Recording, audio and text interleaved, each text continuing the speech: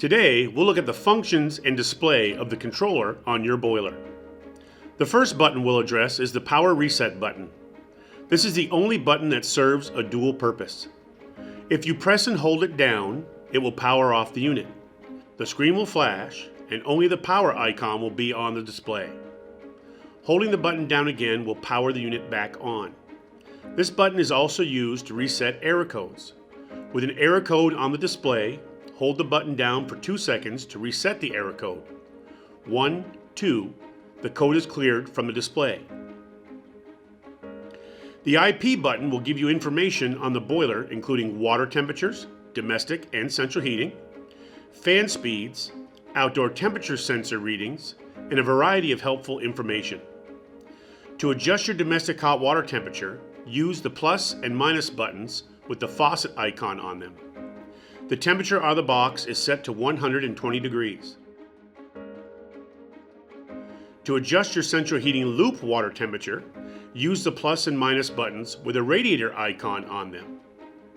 Out of the box, the max temperature for your heating loop will be 176 degrees and is not changeable. You can turn it down to the temperature you need for the heating elements in your home. For example, if you have an air handler, you can turn it down to 140 degrees. If you're using radiant floor heat, you can lower it to 120 degrees. The center button is what we call summer-winter mode, or the boiler operating mode button. If the button is pressed with the faucet and radiator icon lit on the display, the radiator icon will disappear. The unit is now in summer mode and the heat will never call. Pushing the button again, the faucet icon will disappear and the radiator icon will be displayed. In this mode, the unit will only call for heat. Press the button again and both icons will appear on the display again for the normal operating mode. In the instance where a customer may have inadvertently changed a setting and is no longer getting heat or domestic hot water, check to see what mode the boiler is in. Now let's take a look at the display itself. If there is an ignition fault, this icon will flash. A boiler fault requiring service will flash the wrench icon. If the boiler water pressure drops below 7.25 psi, this icon will flash.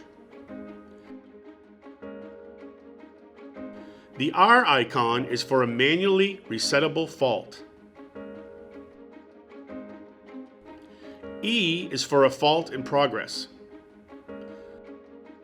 I is for the information menu. P is the programming or parameter menu. The right side of the screen will display Fahrenheit and PSI. This is the default units out of the box.